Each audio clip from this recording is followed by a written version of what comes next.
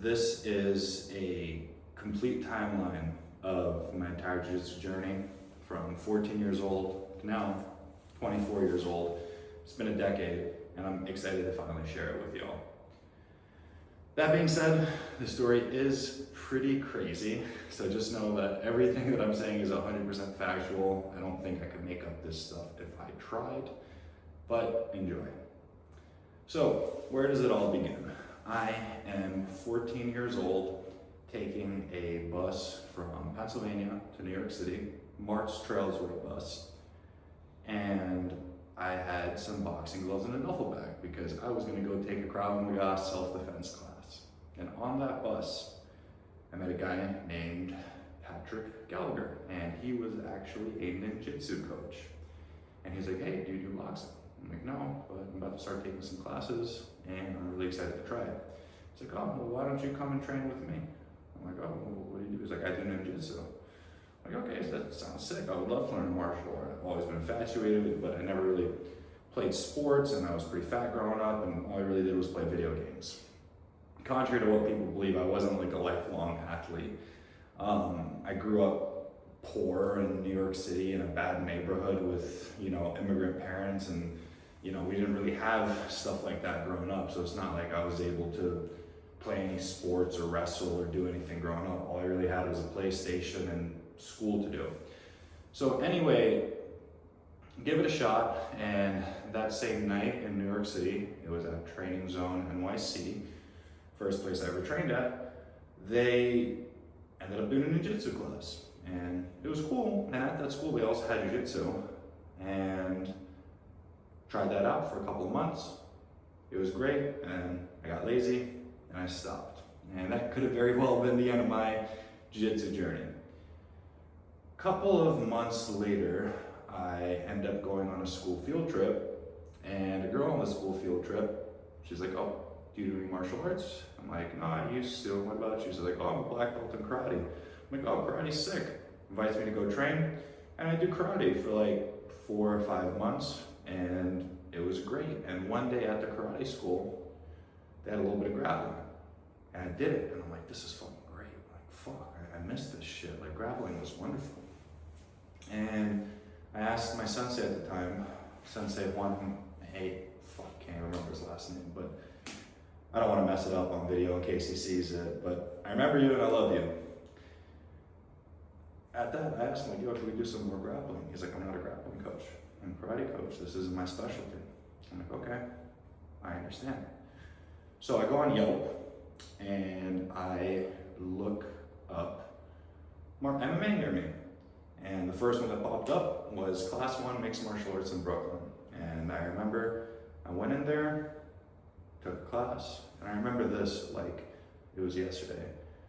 We did the class, we were rolling, and I had the most ridiculous forearm pump of my life. This is about when I was like 15 or so. Most ridiculous forearm pump of my life, and I still remember it like it was yesterday. I was feeling my forearms, and I was like, "I need this." Those were the words I said to myself, like, "I need this in my life." And that just completely brought back my love for jiu-jitsu. And I started training. And then eventually I ended up moving to Pennsylvania from New York City, divorced parents. I was stuck between like New York and PA, and started training at a place in Pennsylvania. Now, I was in high school at the time, and I didn't have very good grades. I didn't really care too much about high school. I wasn't dumb by any means, but I just really didn't care about high school all that much. And I think I graduated high school with a 1.8 GPA. And at the time, this was around 2017, I actually got heavily invested into cryptocurrency. I was actually mining Bitcoin when it was $300. I bought a fuck ton of Bitcoin when it was $1,000. I bought Ethereum when it was $3, $8, $16. And I had so much money at the top of the bull run in 2017. I was a millionaire at 16 years old. And I was on fucking cloud nine. I was in high school. I just so happened to be a millionaire. I bought myself a Mercedes-Benz because why not? I had the money, I would buy myself a brand new fucking Mercedes. It was a 2017 Mercedes-Benz A300. That car was great. And all of a sudden, everything just went to shit. So if you remember the Bitcoin run in 2017, it just took an absolutely massive shit. So what did I do in my 16-year-old brain? I started investing into seed funds for cryptocurrencies, ICOs. And I know that this is gonna sound like, oh, why are you even telling us this part of the story? Well, it actually makes a lot of sense because it's the reason why I started doing Jiu-Jitsu. As it was going down, I started meeting some people that were invested in ICOs. They were kind of like angel investors for it. And I ended up investing all of my money into these ICOs. And one of the most famous ones that I invested in was actually Celsius Network with Alex Mashinsky. If you Google it, you can see that it was just a massive fraud and I lost all my money. So I went from being a straight up millionaire at 16 years old to being dead broke. Like all the money was gone. You know, it's like you had all this money, all of a sudden it was just taken away from you. And I was kind of like at a crossroads in my life. And I had three very set things, set paths that I could go down. The three paths were this. The first path was just, all right, fucking graduate high school, okay? Go to college, get your student loans, work a job, and then, you know, move on from there and just live a life, just try to do it on the straight and narrow, and, you know, that's it. It was cool being rich while it lasted, but, you know, oh well, that went away. The second route was similar. It would be finish high school, go to the military, do your time there, serve your country, take advantage of the GI Bill, go to college, and then live your life like that. And that was something that I was actually heavily considering to help set up my life. But then there was a third option, right? Third option was, hey, I really like Jiu-Jitsu. Let me give this shit a shot. And it was actually inadvertently Gordon Ryan that made me decide to do Jiu-Jitsu as a career, because this was in 2017, 2018, I think, around then, when he was actually doing really well in Jiu-Jitsu. And he had his Fanatic stuff. He was posting about how much money he was making. And I was just like, fuck it, I'm gonna give it a shot. Let me try this Jiu-Jitsu shit for a living. I'm big, I'm pretty good at it. Why don't I just try it, right? But the issue was, I was in Pennsylvania, 2 states over from New York City, and my family doesn't really have any disposable income, any real money to be able to do it. Like, my parents are divorced, they are Romanian immigrants, you know, it's like they came to this country, tried to build a life for themselves, but it's not like they could support me in my career in Jiu-Jitsu, so everything I did, I had to do completely alone. But the issue was, I wanted to fucking do Jiu-Jitsu.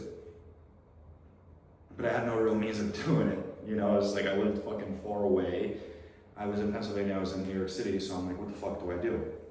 And I had no money. Like, if I was smart, what I would have done was I would have cashed out all the money I had from crypto and then, you know, used that to fund my training, and then life would have been good. But that being said, that didn't happen. So I was broke, living in Pennsylvania, and there was no real good jiu-jitsu over there.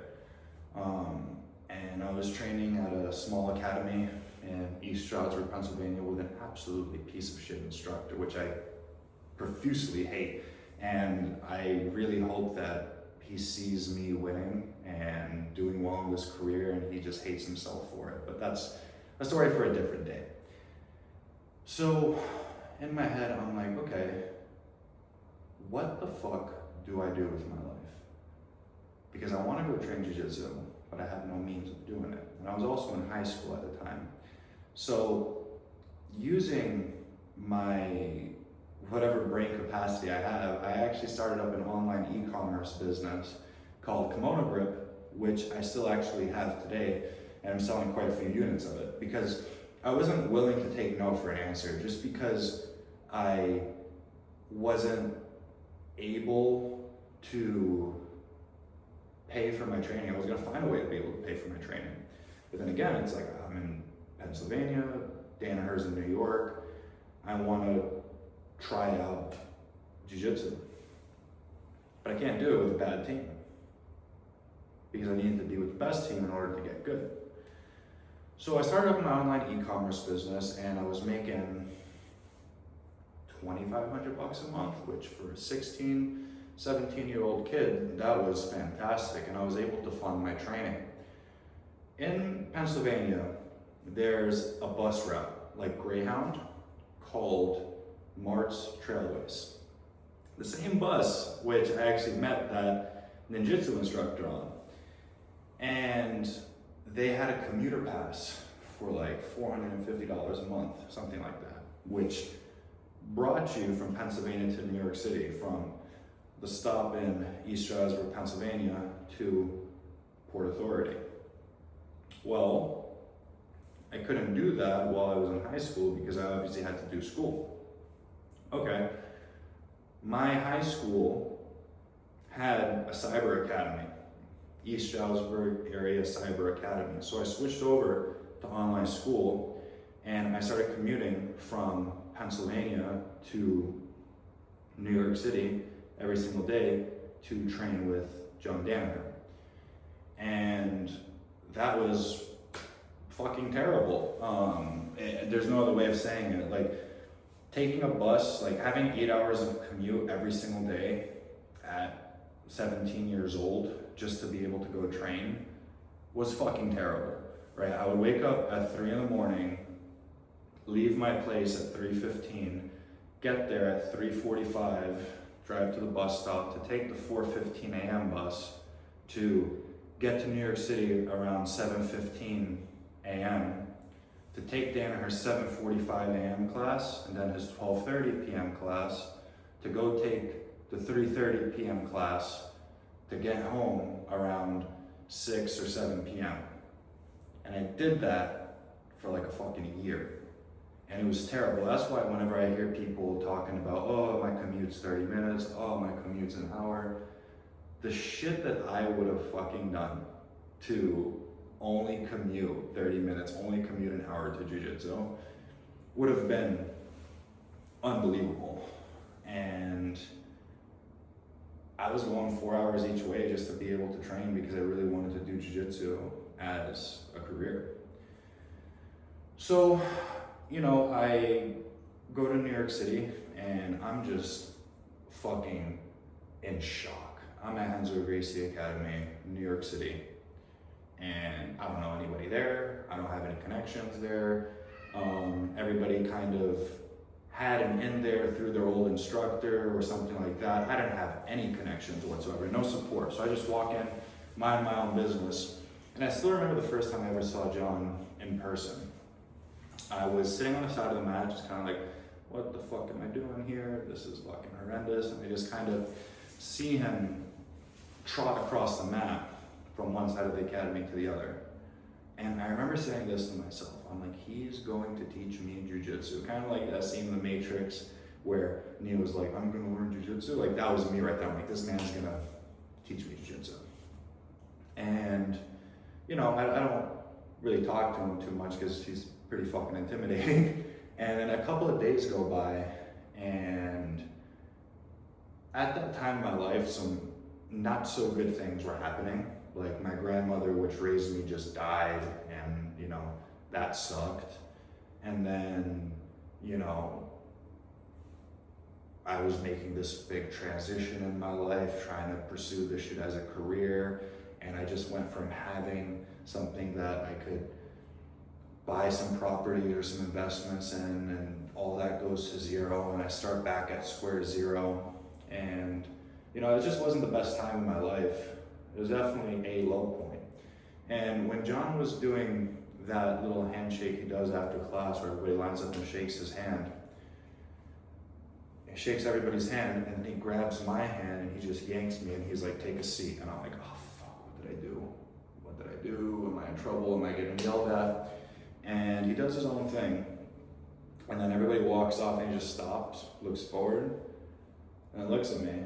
And he's like, have you ever thought about like doing jiu-jitsu, like professionally? And then we ended up having a very, very good conversation, talked to him a little bit about some other things. And he's like, I'm excited to start your training. And that was that. After that conversation, I went straight to the bath at fucking Hansa Gracie Academy in New York City and just started fucking bawling because I was like, holy shit, all these things in my life went so bad, and I have somebody now that's willing to invest in me and help me, and it was truly wonderful. So I'm going from Pennsylvania to New York for about a year, and then COVID happens, and the entire world fucking shuts down, and then they're like, hey, we're moving to Puerto Rico. I'm like, what? Puerto Rico? I'm like, what are we doing here? And long story short, we ended up moving to Puerto Rico. The entire team moved down there. And God bless Mo Jassam, because Mo actually sponsored me to move down there, because again, I had no real money. It's not like I could afford to pay for life in Puerto Rico. And he got us apartments, got us a place to stay, and the most amazing thing, it's not as big of a deal as most people would think, but he rounded us all up and he gave us money, and he's like, hey, buy some stuff for your apartment, pots, pans, blankets, pillows, like just make sure you're comfortable. I'm like, that just meant a lot to me, because you know, he went the extra step forward to make sure that we were straight. And we all moved out to Puerto Rico, and that lasted 6 months. Unfortunately, we had the team split. You know, B team went their way, New Wave went their way. It's unfortunate, but stuff like that happens. And you know, in those 9 months, it was crazy because I was essentially, again, stuck in an apartment for like 18 hours a day. And the only time where I would leave would be to go train at Combat 360. And, you know, I was just kind of stuck. So I just had a little gaming laptop and I would just fucking play video games to pass the time, watch something on YouTube, like just not really do too much. And, you know, I was essentially just stuck in an apartment in Puerto Rico with no money and no ability to make money, because it's not like you could teach private lessons there because nobody really had money in Puerto Rico. And I had no car because I couldn't afford one. And, you know, the other guys would give me rides to training. And that was basically life in Puerto Rico, just stuck in a room 18 hours of the day with no support system, no anybody around me, and just the idea of let's get the training. So I did that, and then we moved to Austin. So again, started square zero. I have to figure out my life, because again, that broke. Had to move from Puerto Rico to Austin. I guess I had to find a way to do it, right? Taught a couple of seminars and made some money. I was able to purchase this piece of shit Toyota that I was driving around in. And, you know, all right, team's gone, pack our stuff, sell what we had in Austin. Gordon had a container where we put our stuff, and I think I had like 4 cardboard boxes worth of stuff because I didn't have anything. And moved to Austin to try and, you know, keep going, because I wasn't going to stop then. It's not like I had anything else going on for me. And, you know, we do that. I meet a guy on Roomster. I'm like, hey dude, like, I don't really have a job. I don't have any real income, but I could pay you rent. And I ended up moving to San Marcos, Texas. And he ended up accepting me as a roommate. And I ended up living with him for like 4 years. 3 or 4 years, something like that. And I ended up showing up to San Marcos, and that was that. So all that stuff happens, and I start getting to training, and life's going pretty good. I actually finally start making money because there's a lot of money in Austin, so I'm able to teach private lessons. And I think that my first month in Austin, I made $6,000 selling private lessons, which is more money than I'd ever seen as an adult, essentially. And I'm like, wow, I could actually make myself a decent living here. So I'm able to do basically whatever I need to do to make a living. So we do that, and I finally kind of have some sort of stability. I have a car for once. I didn't have one in Puerto Rico. I had one. I had the ability to go places. I had the ability to teach private lessons, whereas there wasn't many of an opportunity for me to teach private lessons in Puerto Rico. And life starts going good until life doesn't start going good. Ended up tearing my knee apart very badly. An old injury just got 10 times worse, and I end up catching severe COVID that made me lose about 40 pounds in a month. COVID fucked me up beyond belief, and my knee was fucked up beyond belief. So I ended up getting an MRI. Meniscus is trashed. Well, they didn't know it was trashed. They did the MRI and they said, oh, it's gonna be just a quick meniscectomy. We're gonna cut out a little bit and get back to training in like 4 weeks. I'm like, okay, cool. Well, doing my surgery, turns out that my meniscus was trashed. It wasn't as small of a surgery, and a meniscus removal ended up being a meniscus repair, which is one of the worst surgeries which you can have for your knee. So I go to sleep thinking I'm gonna be out for 2 to 4 weeks. And I wake up and they're like, you're gonna be out for 13 months. I'm like, fuck, put me back to sleep. No, they do that. So I essentially just think that I'm completely fucked. And I should have been completely fucked because I just had one of the worst surgeries that you can have. So again, back to square zero. Life was going good. I was making money. All of a sudden I can't make money again, and I'm in a place where I don't know, with no friends or family to support me, and I don't know what to do. So Waste the Well took good care of me. Gordon set up that connection, and I ended up getting stem cells 1 month after my surgery. 2 months after my surgery, for a 13-month recovery, I was back to some drilling and some movement. 3 months later, I entered into my first tournament, and I ended up winning. 5 months later, I won European trials. And that was absolutely wonderful because just a couple of months before, I was completely crippled and I couldn't move, and I was in constant pain all the time because I was prescribed painkillers, but I wouldn't take them because I'm scared of getting addicted to opiates. And I ended up winning trials and going to ADCC, which was an absolutely massive thing for me. And then exactly 1 year after my surgery, I do my first UFC Fight Pass Invitational. I ended up beating the guy in 58 seconds. Then, life has some degree of stability, some small roadblocks around the way, but, truthfully, this was probably one of the best journeys that I think I could have ever embarked on. And I can't imagine living my life any other way. And if anybody asked me if there were things that I would have done differently, I don't think I would, because everything that I did ended up helping me and building up a degree of perseverance. I mean, you gotta realize that I had no help at all. My family couldn't help me because they didn't have any money.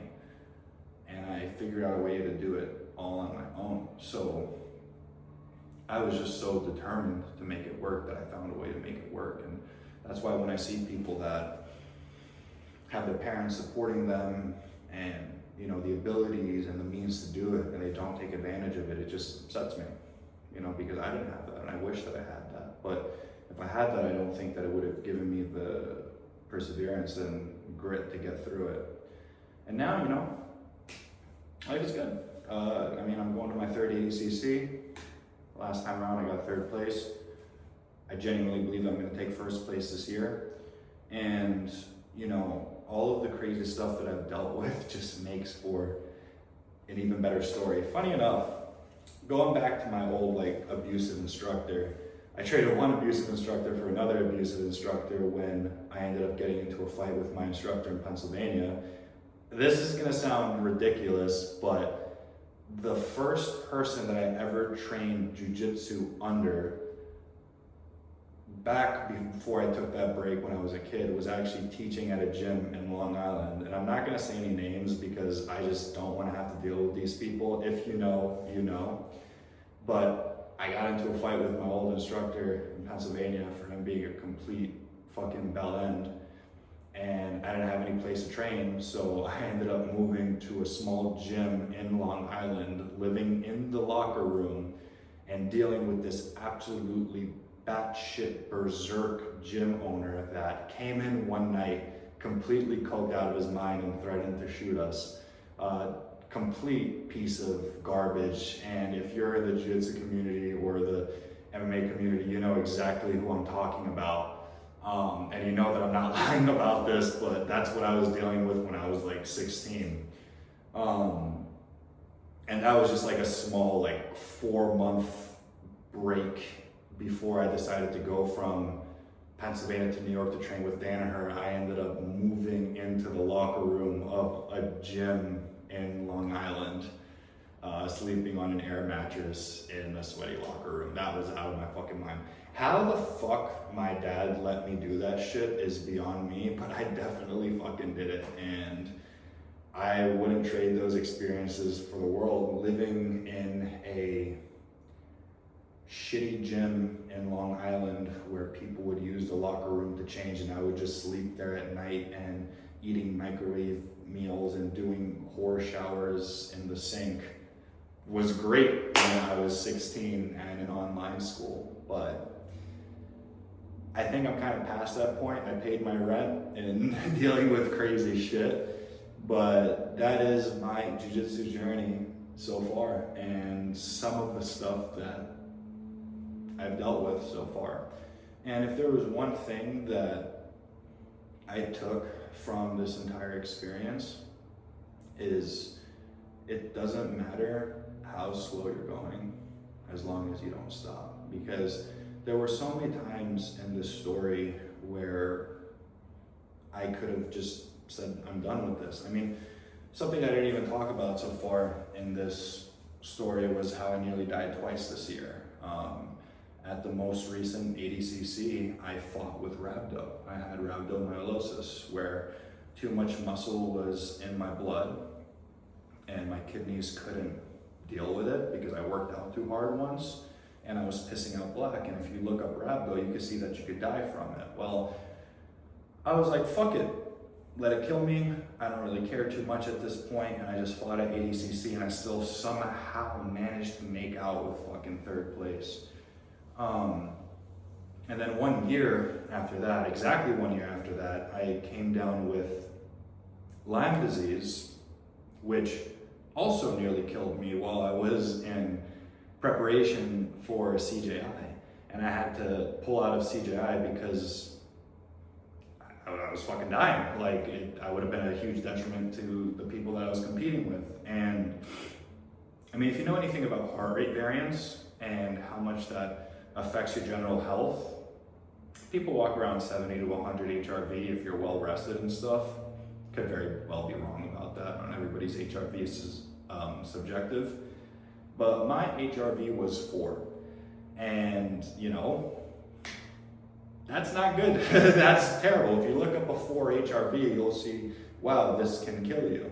And I dealt with that, and it was a long road to recovery and getting better from Lyme disease. And now I'm back, and now I'm competing in ADCC, and one that I'm very confident that I'm going to do extremely well in. And all of these experiences have just shaped me for the better and made for some really good stories when I'm in my rocking chair telling my grandkids. But it's the first time outside of people close to my friends, very close friends and stuff, that know my entire jiu-jitsu story. And I'm happy that I could share it with you. So hopefully you enjoyed it, and I hope that even if it's only one person, it gave you some degree of inspiration to chase your dreams no matter how hard it is. Even if whatever setbacks you have, you know, if you've never fallen, you can never stand back up. So hope you guys enjoyed this video.